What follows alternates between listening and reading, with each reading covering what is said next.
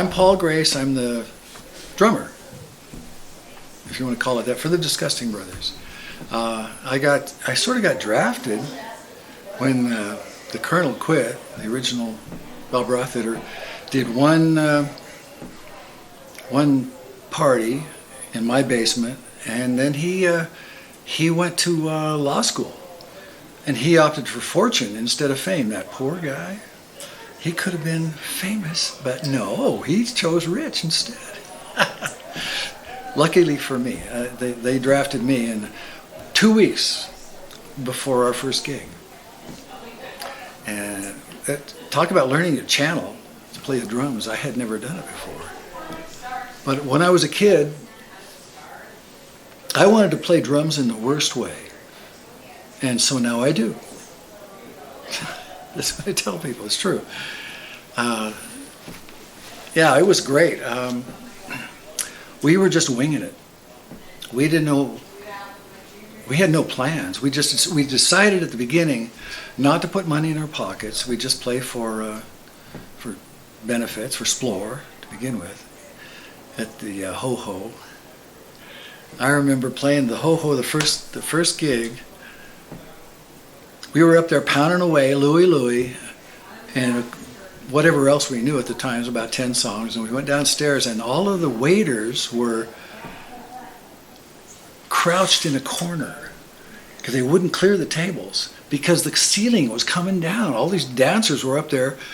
They wouldn't clear the tables till we stopped. So that was kind of a, I don't know, portents of things to come, I guess. That was a good, accurate portrait. And the next big gig we had was Green Street, as I recall, for Halloween. Or this is one I remember anyway. And I remember looking out, and it was a vertical wall of people in costume. And they were nuts, because they were in costume. They could do whatever they wanted. They were on the floor, they were on the chairs, they were on the tables, they were on the stairway. And upstairs they were on the floor and on the chairs and on the tables and hanging from the rafters. I said, this is rock and roll? Cool. We had no idea. People think, well, I don't know what people think, but we were not the phenomenon. The audience was the phenomenon. We were the excuse. And that just worked forever. We never put money in our pockets. We got paid what we were worth.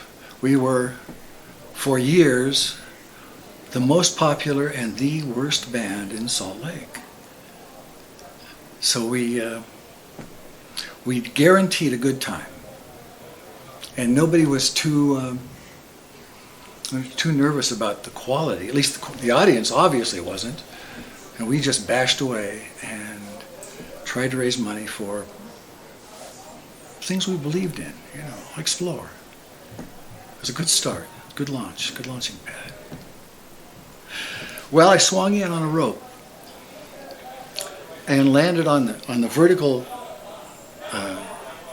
post for the stage at Green Street to sing the Monster Mash. That's the only time these guys had ever let me sing, And it's not singing because it's narrative, but yeah, I swung in and landed on the post and did the Monster Mash. I was working in the lab late one night, and I just talked to Bob, and he said he hated me for doing that. He was looking at his insurance. He could see it just going up. I had no idea. And the fact is, I just told him tonight, I never told him before, that I actually turned my ankle. I thought I had broken it.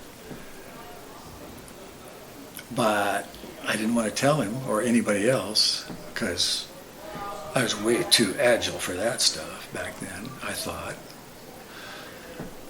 But it worked out. We managed to play. It didn't matter, I just pound away on the kick drum and make it work. And, our motto, we have two mottos. If you can't be good, be loud. And the more you drink, the better we sound.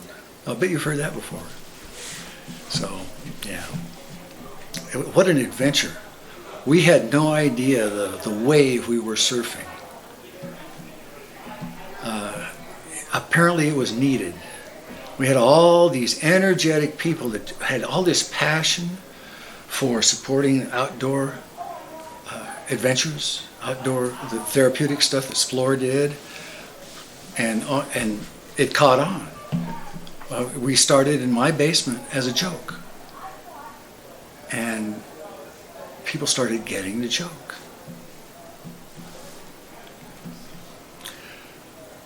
We just got to watch. We go out there and bash away, and we just watched this amazing phenomenon. It was the audience was the phenomenon. We were a live performance phenomenon, but it wasn't us. We were the excuse. We were the heartbeat. And these people that came to see us were healthy, outdoorsy people mostly, Wilderness Association, Explorer. And they were our people. All of this stuff came right off the river. The first time I played with the Disgusting Brothers was on the river. And they were playing all this stupid old cowboy stuff that I eventually came to love. And we play it now. As like I said, when I was a kid, I wanted to play drums in the worst way, so now I do. It's still true. And it's just, that passion is what carried us, more than anything. It was always there. And it was always not just with us. We just resonated with the folks that, kind of needed to express, get it out. It was a magical era. It was a magical era. Like we had been seized by some purpose. It was like music was an excuse. It was a medium that came out of the clouds and just grabbed us to be in service of these people that needed to express their passion, their vitality, celebrate. And every gig was a celebration.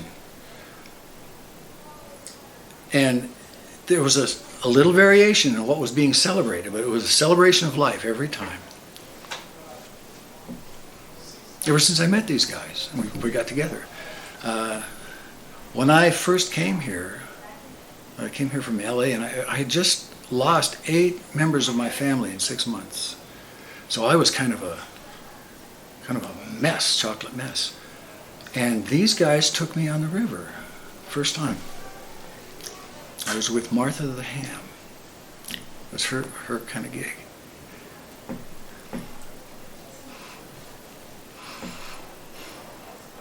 I had no idea that it could be that true.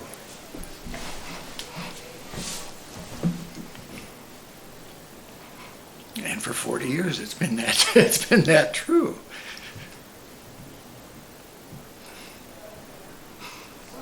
Those stupid cowboy songs and bashing away on the river guitars and the bailing buckets.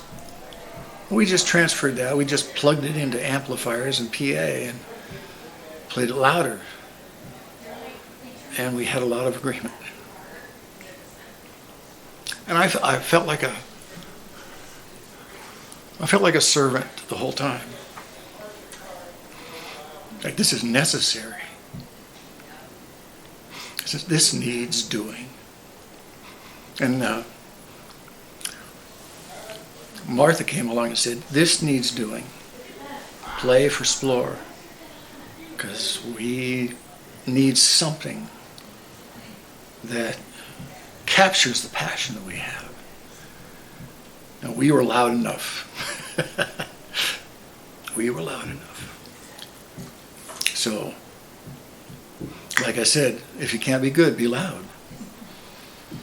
And apparently that's what was important. Like I said, we were the most popular and the worst band in Salt Lake for a decade. We could guarantee a big crowd of people who needed the worst band and the most passion and enthusiasm. That was the common denominator. between us and the people that came. Enthusiasm. We want to help these people. We want to do this. Yeah, that needs doing. I moved here and got lucky to know the right people that I could agree with, and I could get behind,